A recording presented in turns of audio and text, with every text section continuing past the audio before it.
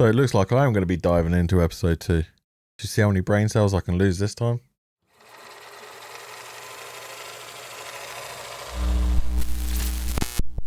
So, Starfleet episode 2, named Beta Test. I can guarantee you they're all betas. Episode 1 has already been... Episode 1 has got to be dubbed as best show of the year already. You know it has to be. But without wasting time, let's dive in, shall we? Come on, don't be shy. Come on. Wait. Just as a plus, Paramount Plus. Just as a plus, Paramount Plus. They took down the first episode off of YouTube. So that must be doing well, mustn't it? But anyway, carry on. If you want to serve the galaxy, make your bed. We're already off to a great start. If you want to serve the galaxy, make your bed. These are a bunch of like young adults and teenagers. They ain't fucking making their beds. What galaxy are you going to serve? Idiots. Here's another. Get to class on time. Doesn't seem like much. Oh, she's full of wisdom, isn't she? Get to class on time. Not much. Go on. Yeah, no, you want to. You'll be doing it anyway. You really need to be told by a captain. Anyway, so we're basically starting off. She's giving a speech to all the students about how to be a student, even though she's like 1,000,000 years old. Well, 420 years old. All the students are just standing around like, bitch, I got class to get to. You're making me late. What the fuck are we doing? Then we're cutting into they're in their first lesson. They've already saved their own ship in the last episode. So they're going over this is self-replicating goo, a substance. I bet you they love that. That's why he's already bending over. He wants a bit of that self-replicating goo. So he's going into the lesson. He's saying that each of them have got to look after one of the specimens for 5 days. He does remember what happened in the last episode, right? Where one of the students didn't even last 24 hours without swallowing their comm badge. And he's trusting them with this self-replicating goo, which he explains to fail means you die. It is obviously a joke. The only way to fail is die. And that's the problem anyway. The only way to fail is to die, basically. Because if you get it on you, it replicates to the point where you basically suffocate and it takes over you. The only way to fail is to die. There should be more to that. Like, you need to bring up your level for the pass fail rate. Imagine if that was everything. Imagine if that was in school now. Oh, that'd be amazing. If you die, you fail. Oh, pass school because I'm alive. Fucking idiots. So then we're cut into everyone's favourite drunk auntie. 2 foot tall drunk auntie.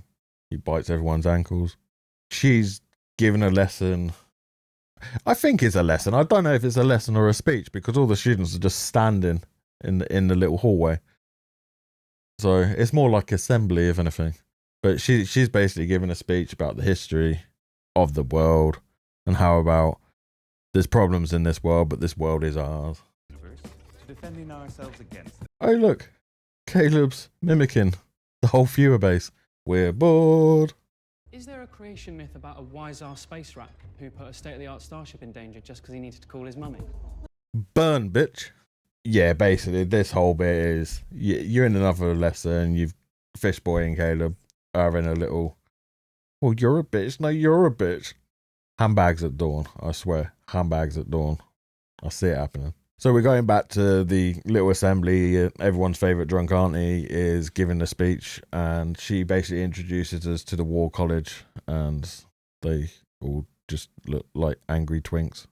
But wonder if these lessons are going to be setting up a bit of foreshadowing, are we? Yeah, she's basically explaining the War College were the ones that took the place of Starfleet Federation when you had the burn, so they came in and did the hard jobs, basically. They kept everything going. I'd say keep everyone safe. Probably didn't. It's not about weapons. No. This class is about me. Yeah, say fucking look. Of course it's about her. Because these fuckers can't do anything that isn't about them. It's about me. Me. What about me? Fucking hell. Self-awareness is non-existent. Always about me. So yeah, she's basically starting the PT side of the lesson. So she's part of the physical education, which I think she needs it herself. But yep, but it's all about her. Remember, it's all about her. They go in for the drill sergeant approach with her, which doesn't make sense because she is not scary. Could you imagine her screaming in your face? You'd piss yourself laughing. Do you hear me? You will not live in fear! And that just proves it. Look, she gets in her face. And the only person that she can make cry and run away is a little girl. Fucking hell. I think the only reason you'd run away from that is probably the smell of her breath, to be honest. As she's running away, we get a little member berry. Remember this fucker? So you have her doing the whole boldly go where no one's gone before. Or she's basically just introducing. So this is an assembly. She's just introducing the students to the academy. So this probably ties in with the speech she was giving earlier about making your beds and everything. So make your beds, go where no one's gone before, and get to lesson on time. Don't you forget about that last one. You get to lesson on time, and you look after that mucus for 5 days. So with this introduction, you can tell they're trying to go down the route of kind of like, they're trying to go for a big awe like atmosphere where they're just like, look how amazing this academy is. The way they've done it is fucking retarded though. Think back to movies and TV that have like impressive schools and they show it off. Think about Harry Potter. When you see the school, it's always a shot of the school. It's not when we go into lessons, that's when we're going into scenes. When we're trying to show off the school, they're showing off the size, the impressiveness of it, just the atmosphere in general. So you're going down the corridors and you're just seeing things happening in the background. This, you just have a couple of people giving speeches and they're just like, look how amazing we are. Get to class on time.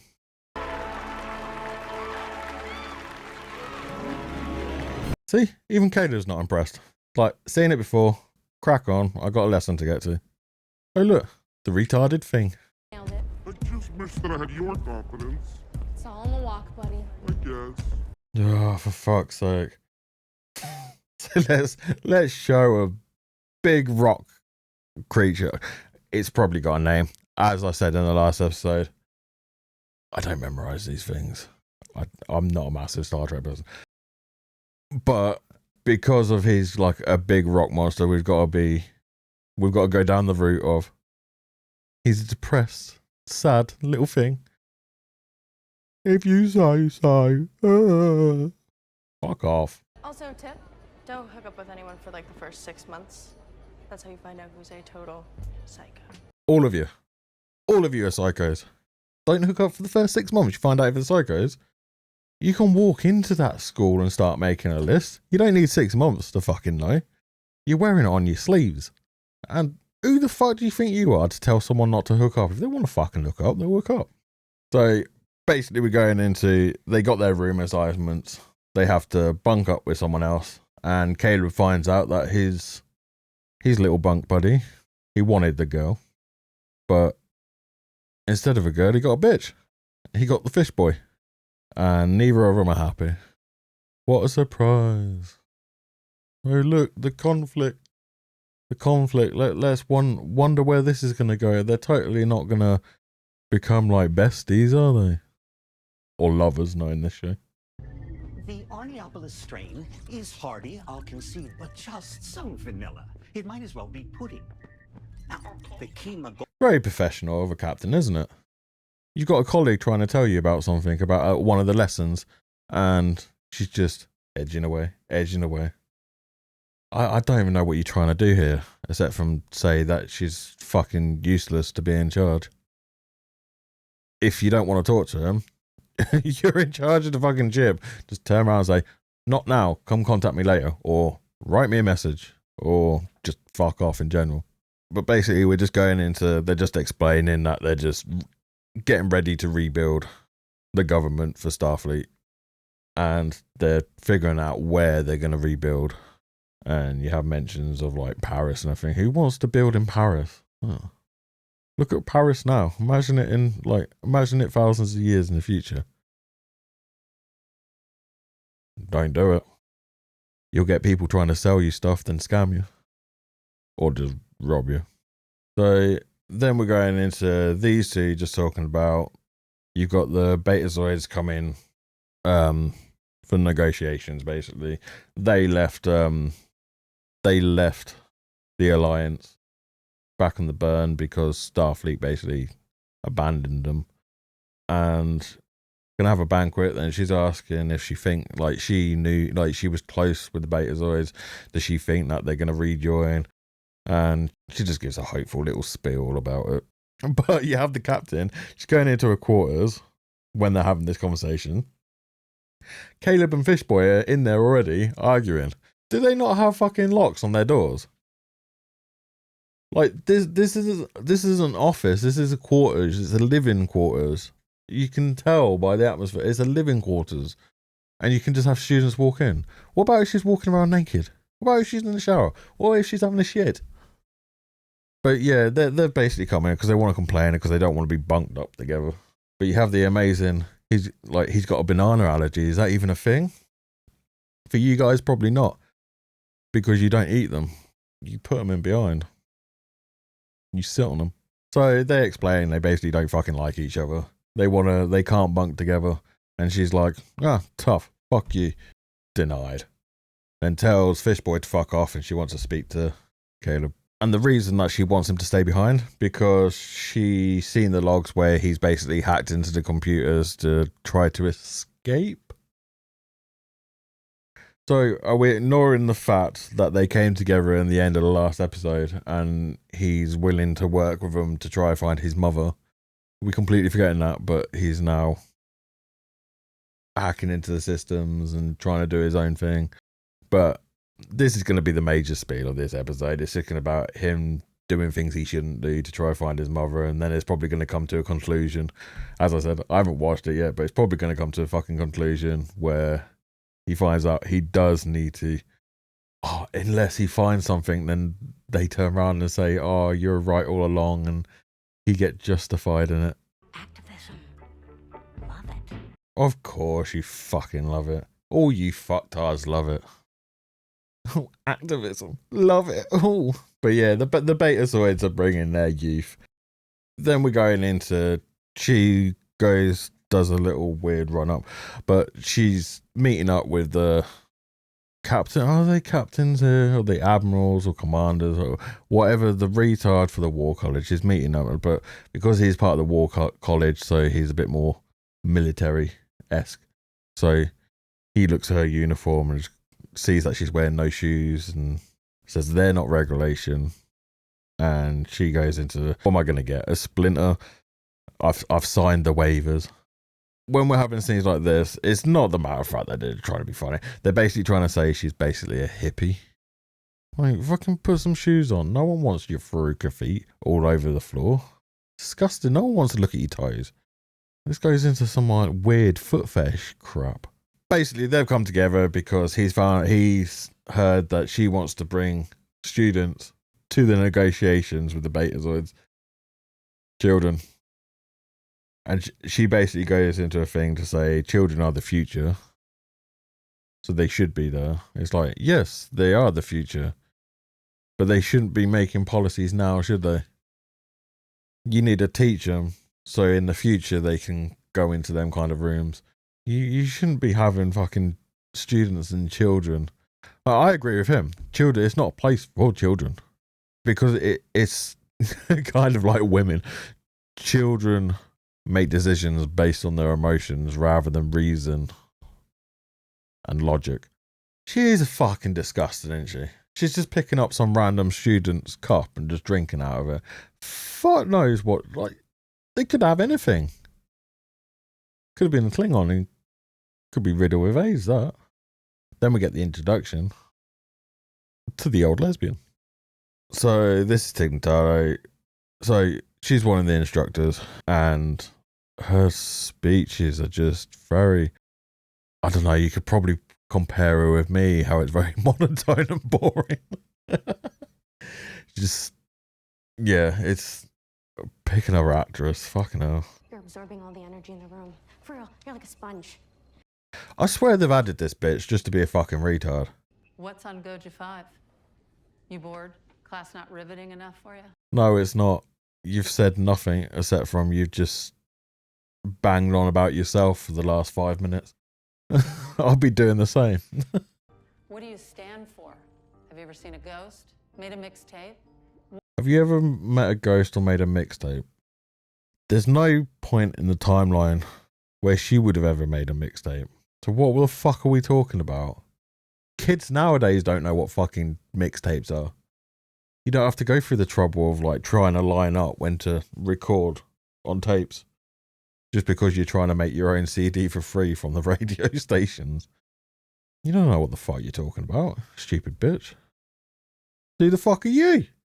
But what do I know? I'm old and boring. Yes, you are. Old and boring. I can relate though. But this is just another class that this one went on way too long because it says or does nothing. You could take this out and no one would ever miss it. You've just got random speeches about how because you're young you're stupid. And yeah, when you're younger you got a mouth on you and you don't have the wisdom because you don't have the life experience to shut the fuck up and listen and learn.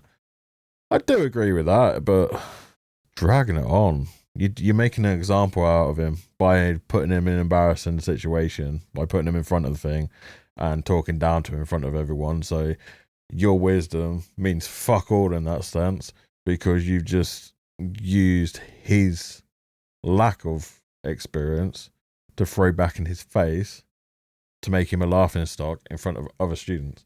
So go fuck yourself. And then we have the bell go off and he bumps into the retard and spills that mucus shit all over him. So when I said foreshadowing before, this is it, I suppose. I hope it's not just used to try and be a massive joke. Let's see if they actually use it in a way that actually productive, like they use it against something. Rather than just, oh, I bumped into you. So now you got it over you and you have to have the free spray over you to save you. Oh, go on, replicate and kill him. Just for a laugh. Then we can just roll credits and be over with this. So then we've got Caleb. He's coming out of the grounds. He's got his little bitch face on because he's angry, obviously, because of what just happened. Because one of the instructors just embarrassed him in front of the whole class. Then he turned into a laughing stock because he got the mucus all over him. Which I'm sure late at night he gets plenty of mucus all over him. But you get one of the holograms, try to stop him, just appear in front of him, and he just says a few things to confuse it, to make it go in circles, and basically a form of like hacking it so he could just carry on going. So here we have him, he's about to climb the wall, and I don't blame him. I'd be fucking trying to climb that wall to get away from all these idiots and all.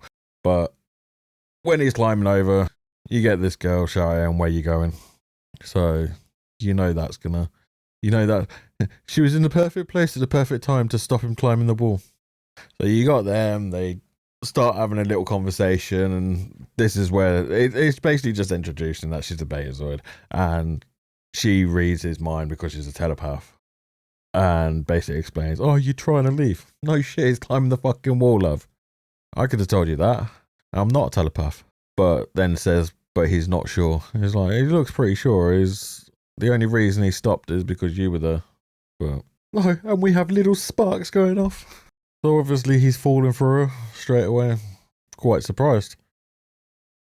Because she's a woman, isn't she? Please rise to welcome President Emrin Sadal and the... Why are you not rising? Guy in the wheelchair in the background.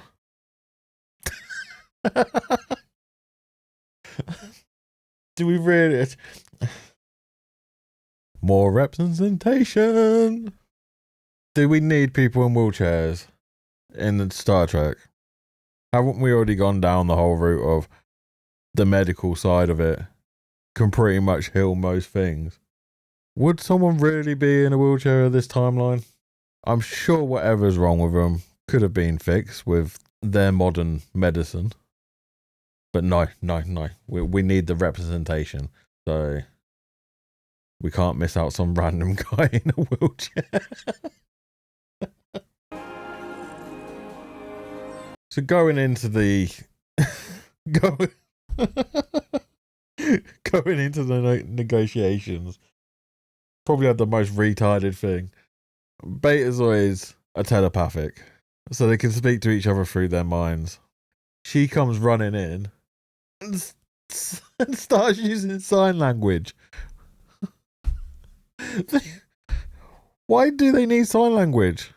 They could just talk to each other with their minds. What are we doing? You know, so far we're like nearly halfway through the episode, and I was thinking, oh, it's not as it's still retarded, but it's not as retarded. Then this fucking shit pops up. Is this the retarded half of it? Like, I know the first half was still pretty retarded, but is this where it goes off the rails? Is this where I'm going to start losing all my brain cells instead of just laughing at them? Do the writers of this show just look at the script and go, that will do, and just throw it off and don't actually look what they're doing? They just write it, throw it away. They don't proofread their writings. What are we doing? Oh, for fuck's sake, there's another fucking sign language person as well. Who is this for? Do we have people in Starfleet who are fucking deaf and all? What are we doing? Because if this is for the Betazoids, again, the telepaths. You're not needed. If this is your job, you're out of a job because you are not needed here. If it's for the people at Starfleet, why we got deaf people in Starfleet Federation where they're supposed to be peacekeepers and shit? But I suppose it's all in the name of diversity and representation. But you can eat my asshole. Swear to God, this is where I'm losing my brain cells, isn't it? So again, telepaths. So any of the other Betazoids can just read his mind and speak out. So obviously he can't speak, so he's lost his voice. So he can't speak. So he's got this little badge that does it for him. Why can't one of the other Betazoids stand next to him and just fucking speak it? Because then it would feel more human. Right now, when you do things like this, it makes it feel robotic. This is not. It takes away the human side of it. So if you have someone next to him that just speaks for him, even the girl or the guy that came in with him, just have them standing next to him and speak. Because this is a waste of technology. Starting off the negotiations where the Admiral basically turns around to him and says, "We know Starfleet has failed you, blah, blah, blah, blah, fucking blah." You know what? I agree with the president of the Betazoids here. He's basically... So this whole thing is, they want him to join the Alliance again. And he's turned around and says, if you want us to join again, we need this many seats on the council in the government, and we need around the clock ships in the atmosphere, always guarding it, because they have problems with other races, because Starfleet want them to lower their wall. Is this kind of like a nod at immigration? Are we going down that route? Either way, what he's asking for, to say, if you want us to take down our defences, our walls, we need to have this kind of protection in place from Starfleet. So if you want us to join the Alliance again, we need this so our planet is safe. But they're trying to make out like he's trying to be unfair here. That's pretty fair.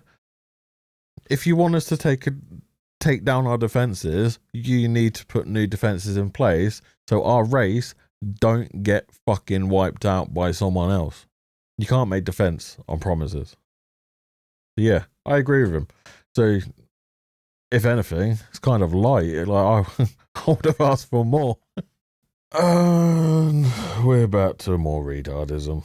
Let's do some more sign language with both of them. And so he's their dad, and she's basically asking him, can we go to have a tour around the school, because it's all new for us and all this kind of shit.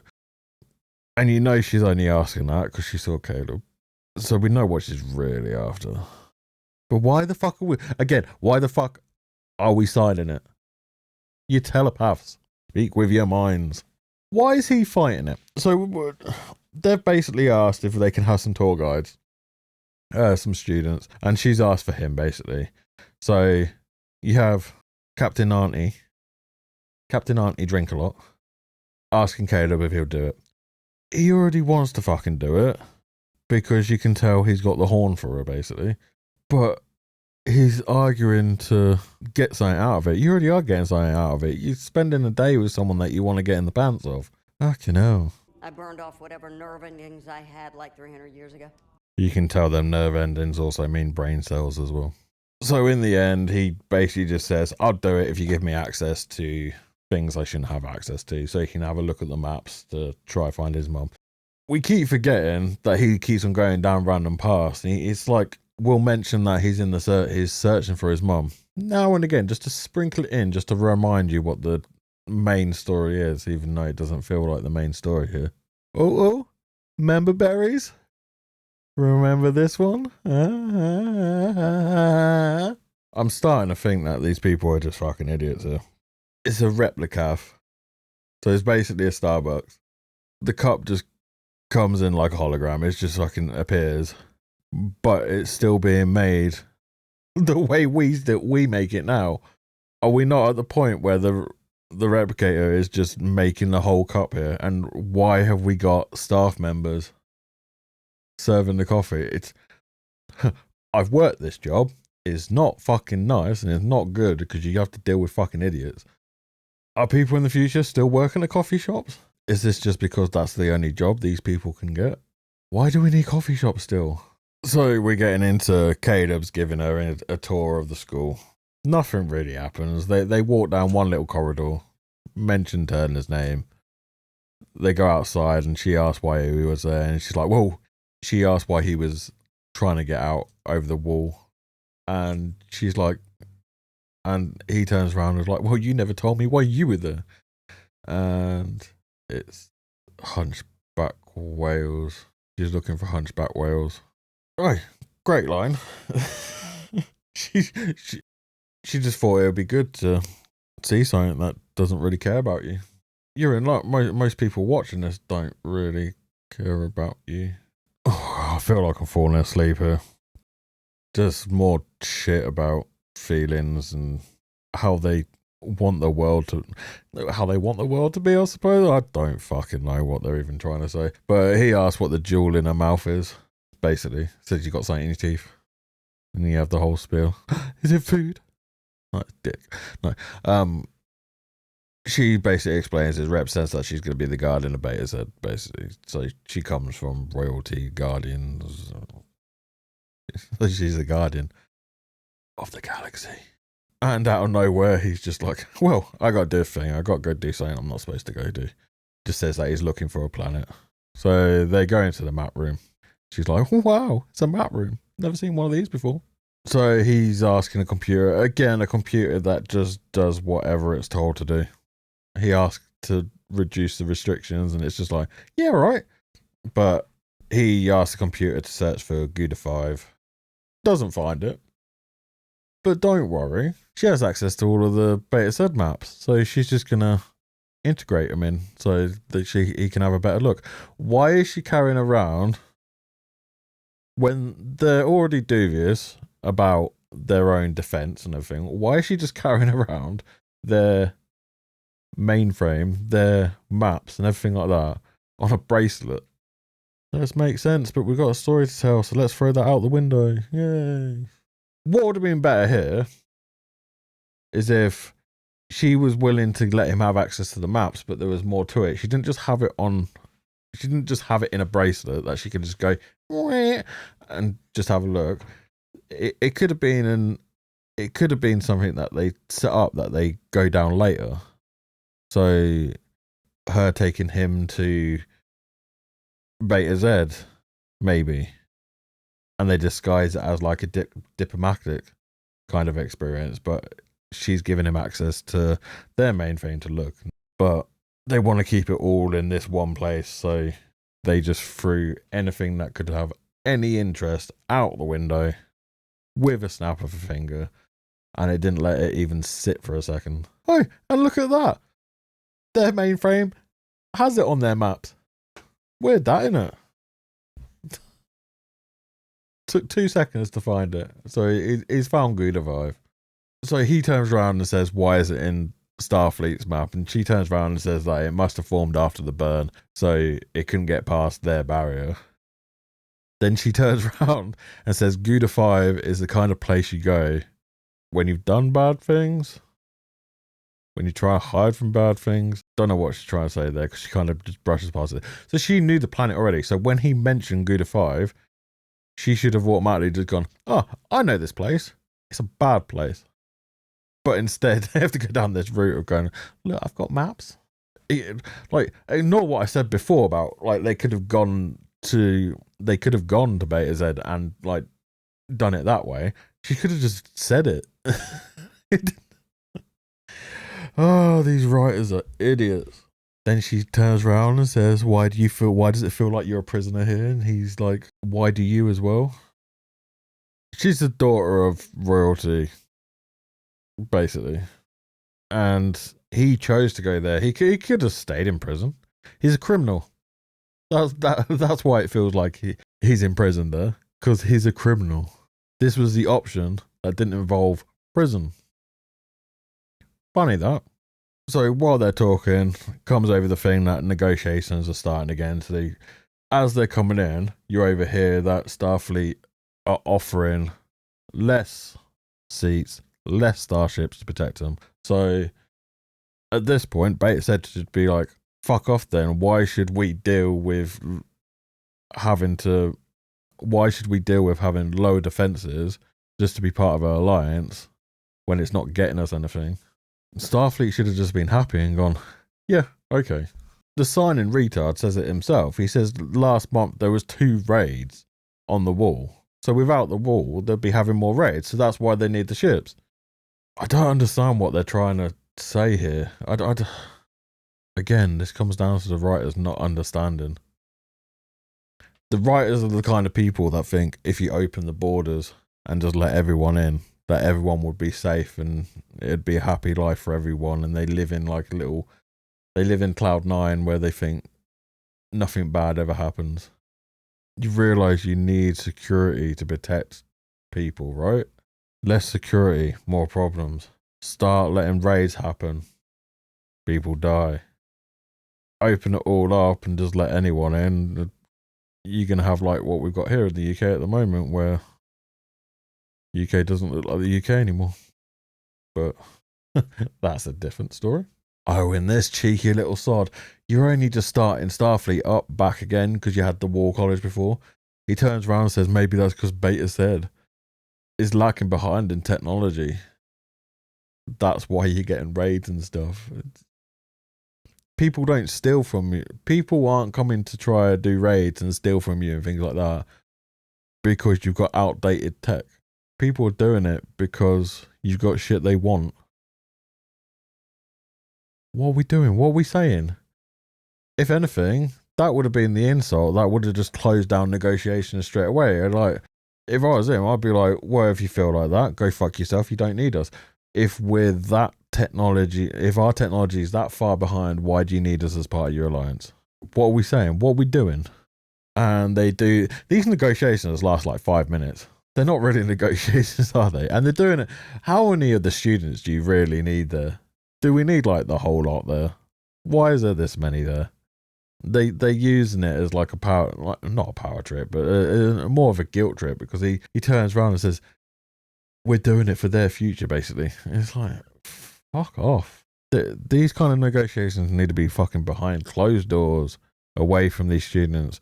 Because the funny thing is, when it comes down to protecting your own people and things like that, you do have to do fucking nasty, well, not nasty shit, but you have to close away from other people sometimes. You have to say things that, you have to basically go down the route of being a bit selfish and sounding a little bit like a dick to get what you need and what you want, but it's all in a means to an end kind of situation. After a couple minutes, they're like, let's retire for the night. But you need to retire from your job. So after the negotiations, it zooms up to them two that were standing on the balcony listening to the last couple of minutes. She says, I need to go see my father. And he's like, no, fuck him. Look, do you want to see something? And he doesn't pull down his trousers. He basically he takes her to go see some whales. So they're randomly getting chummy. They go in to basically kiss. Then you have the Admiral, her dad, and Auntie Drink a Lot all burst in at the wrong moment. He's been looking everywhere for you. They're acting like they didn't ask him to give her a tour of the school, and that's what he's doing. I feel like I'm missing something here. Like, you're saying it's got... He turns around and says he expected friction, but not disrespect. He was giving her a tour of the school. You asked him to do that.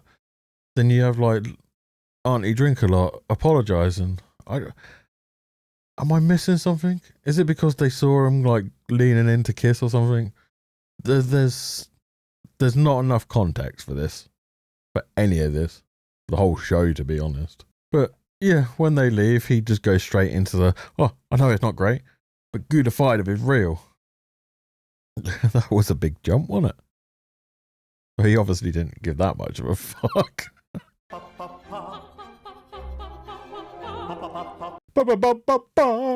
So we're going into the banquet that I thought it was supposed to be the same night, but it was obviously the next night, because he asks how his daughter enjoyed the tour of the War College and says that it was less eventful than last night. But okay, but he goes in to explain that they're looking into bringing the council back in Paris. Then again, so I agree with when it comes down to what the Prime Minister is saying of Beta Z. He basically says, isn't it better for change instead of just going back to the past, basically? And he's correct. You're supposed to be building new ties with old alliances, but to show that you've changed instead of showing that you're going to do the same thing and abandon them again, maybe you should be showing that you change. So he's right, and you're stuck in your old ways, and instead of changing, you just being an idiot. But okay, all right, you got these couple of lesbians. You got her turn around and say, I'm going to say it, that dude's judgy as hell. Are we going to ignore the fact how judgy you were towards Caleb in your lesson? Your own student, a child. I say child, he's definitely like 20, he's not a child. But you can't say that about someone else when you're guilty of it. Fucking idiot. Alright, we're just backing up with fucking idiots here. Do we need... I swear the next scene, you're going to have a ooh-woo moment, are we? What? Just, I'm moving on. So you have these two sneaking out the party to go meet up outside in the little courtyard. I'm sure this will go well. So we start off the conversation with them both apologising to each other for getting each other in trouble. Then he asks what that thing on her neck is, and she's basically saying she needs it so she doesn't lose control. I think we need this technology for some of the people out there. There's a whole side of the aisle that I think that we need to be installing these on. Yeah, she's basically explaining she feels things more than other Betazoids, which I'm sure this is just foreshadowing for something later that they're going to do, but what's wrong with feeling things? It's your actions based on your feelings that could be a problem. But I suppose if you're a telepath, I hate to be a fucking telepath. Can you imagine thinking what's in everyone's brain? Could you imagine knowing what everyone's thinking? Fucking hell. You wouldn't be able to sleep after that, would you? I feel like I'm missing something again. Because she basically asked him to open up. He opens up. He basically explains he's looking for Gouda 5 because he's trying to find his mother. Then she's like, wait, so you were just using me? Well, no, he wasn't just using you because he was giving you a talk. He didn't even know you had access to that lot. He took you there because he was showing you around and he lied to you, so he took you on like a little adventure into the map room. He didn't know you had the maps on your little bracelet. But you're turning this into a you thing. This has got to be a woman thing. I don't understand this. What is wrong with... I swear some people just have like missing parts of their brains where it just skips shit. It's like, I'm looking for this planet to find my mom that I haven't seen since I was a kid because she was imprisoned. Oh, You were using me. What the fuck? What's wrong with you? Oh, then because she's pushing him and he snaps and just turns around and says, I've known you for 5 minutes, that's why I didn't tell you. Like straight away that he was looking for his mum. She takes it so personal. And it's just, he's turned into the villain here. What the fuck is wrong with people? Women, I'll never understand you. You take everything like it's a whole me thing. Fucking listen to what people are saying before you're taking everything personally. Fucking hell. But yeah, we're getting to the point where they're having a little tiffy in their early relationship here. You know what? This is why men don't open up to women. Because you get this shit, just gets turned on you. And then you get turned out to be a villain, or it gets used against you. This is exactly why men keep shit to themselves. This bitch would be crazy. You know what? This Prime Minister of the Beta Zeds is a little bit based. We're going into asking her why she left. Then the conversation turns to Caleb. Like, why did they accept him into Starfleet? Because he's a criminal. She says, but he wasn't a criminal in our jurisdiction. That shouldn't fucking matter. Does that mean if you're a criminal in another country, it's okay when you go to a different country? I know that it means that they can't arrest you because they're laws, but does that mean that they can't class you as a criminal? Like they can't keep an eye on you because you're a criminal? This is the problem what we have with immigration at the moment. We've got criminals coming over, then they're getting treated like they're just normal civilians. It's like, no, they're criminals over there. Don't mean they're going to be fucking better. And he's basically saying it there. They need to go for extensive weeks and weeks and weeks to be able to be accepted into Starfleet. And they basically just grabbed him off the street and just put him straight in Starfleet. And he's asking questions about it. So he's right. Starfleet are wrong. Yeah, again, maybe the beta soys have got everything right. They built a wall to keep people out. They're against criminals. They have common sense when it comes down to defense. And they're wondering why your practices are so fucking backwards that they make zero sense whatsoever. So they have a little debate, him and you're drunk, aren't you? They have a little debate about the kids and what kind of standards they hold them by. And there's points on both sides. It's like, if someone is exceptional, then yeah, they do get boosted up. Then with the beta soys, they want to protect their children, so they have more boundaries in place. So, and that, yeah, there should be boundaries, all that kind of stuff. Then she goes into she lived on beta soy once, and she swam in the Opal Sea, and they're the kindest people. And he basically goes into, don't tell me about my own people, and don't expect us to go through the shit that we went through and our people not change. Which is true. You guys left him.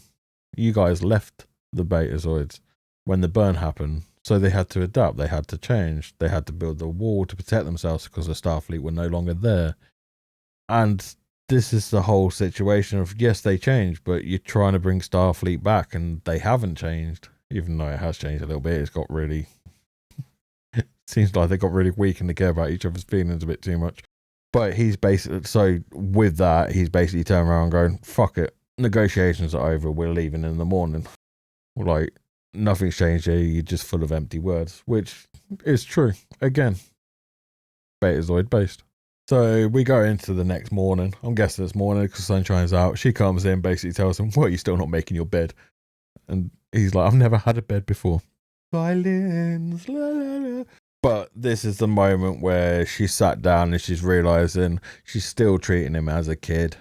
Like, she still sees him as that kid that disappeared back in that room back on episode 1, like 15 years ago. And she needs to start treating him like an adult. So at the end of the conversation where they're having a heartfelt thing, she mentions his mum that like was great at physics while she was at the camp. And imagine if she actually came to school. Imagine if she didn't break the law. She's still a fucking criminal. But as she's leaving, he turns around and says, in physics, there's always something you build. And it gives her like oh, you're a genius. And it gives her an idea of how to win back the Betazoids, basically. So then we cut to Caleb running after the Betazoids that are leaving, pulls her to her side, and basically says, and is apologising and saying, Starfleet are the villains in my story too. For arresting your criminal mother and trying to send you to a school when you're a kid and look after you. Such villains.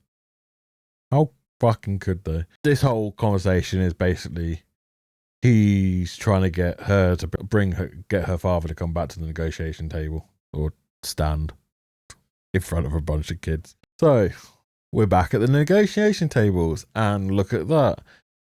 The one thing that the Prime Minister of Beta wanted, they've actually learned that it's just all about change. He wanted Starfleet to show that they've changed and they're not going to leave him in the dark if things get bad.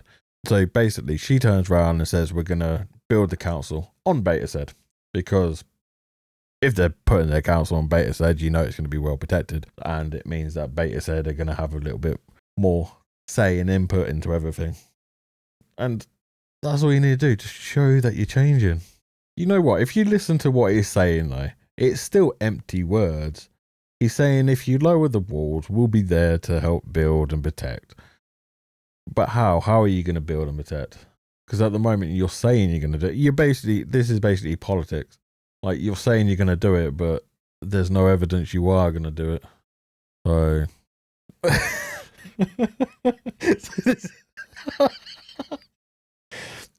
I swear the music they're playing at this part is the music that, if you've ever seen Love Actually, the part where the kid's running through the airport to go tell the girl that he likes her. It's that, but it's just all the students here are just standing up in solidarity. All the students here are just all standing up to show that they support what the Starfleet are doing. It starts with his daughter standing up, then it goes to Caleb, then everyone else starts standing up, and it's playing that music, and it's just like, it just doesn't fit. This is it.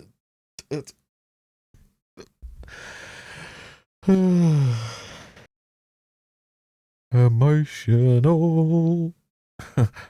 Oh, so all along he didn't need the thing on his neck. He can speak. He just can't speak English. He just goes, get. I was hoping it wasn't like an alien language and he was about to say get fucked. Fucking hell. But yeah, he basically he agrees to basically join the alliance. That was easy. He doesn't agree with empty words, but he just agreed to empty words. So then it just cuts from that to they're in her office and saying that she sent a team to Gouda 5 to go find his mum, basically, and it's a place that people only go to disappear. Oh, weird that. Someone who can't be found, went to go disappear. She's not there, and they found encrypted logs to say that she's gone somewhere else, basically. And this is where we're just being fucking retarded again, aren't we? She's now giving him access to all the comm channels she has access to. He is a student. Why are you giving him access to all the comm channels? Because that's not just comm channels to find out where his mum is. That's comm channels for everything. Well, what she has access to anyway. So is this going to be a thing at the end of every episode now where it's just going to be them two that building trust with each other? It's going to get boring very quick. Well, the whole fucking thing's boring, but it's going to get old very quickly if they're going to do this every time. This happened quickly then, didn't it? So the brother and the sister chose to stay and the father let him, and he chose Starfleet and she chose the War College, which doesn't make any sense, but okay, I'm sure they'll get into that next time maybe. Didn't he say himself that they have to go down the route of having boundaries and it takes time to get into Starfield, and they're just letting these guys in? Okay, fair enough. We're just going to ignore what we said 10 minutes ago. No, he's all upset that she didn't choose Starfleet and she went to the War College. Bless him. How will he ever get over it? Oh, well, remember how we started the episode about how make your bed, it protects the galaxy? Look what we're doing. He's making his bed. And the person that he hates has just started helping him. So what, these guys are growing a bond together. With no background to it. So they're just starting to be friends now for a laugh, are we? And we're done. You know what? This episode wasn't as retarded as the first one, but that's because the first one was fucking full of it. But I think the only reason this wasn't as retarded, nothing really happened. You basically just had the negotiation with Beta Z. It could have been a 10-minute thing in like an episode. You had a whole episode for this.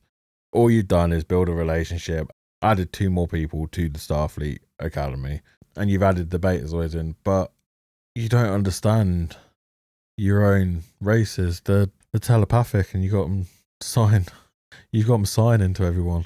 You've got like people in wheelchairs and shit like that. It's still very much if you haven't watched it, don't bother unless you are like Gen Z and this is the kind of shit that you get wet over. It's an easy miss. It's got the typical episode 2 curse on it where just nothing happens. It's just boring. You can skip this episode and it means nothing. But we'll see. We'll see what happens next episode. See if it's the same kind of shit. Because if it's just going to be a whole series of just nothing happening and it's just got retarded shit in, I probably won't get much further. I'm going to watch the next episode before this, because if it's not even worth doing, if it's not even worth going over, I just won't. But if you liked it, let me know below in the comments. And if you missed my video about episode 1, right there for you. If you want to jump into another video, right there for you. And if you drop me a cheeky like, that would be appreciated. Or a cheeky little sub. And until next time, stay based.